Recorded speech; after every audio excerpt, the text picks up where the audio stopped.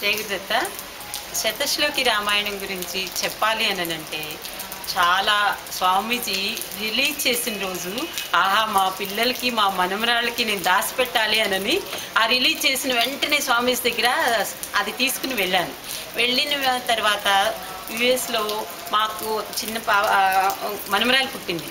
ఆ 9 నెలల పాపని స్వామీజీ పుట్టుకంలో మెసేజ్ వచ్చింది, శతశ్లోకి రామాయణం చూడమని.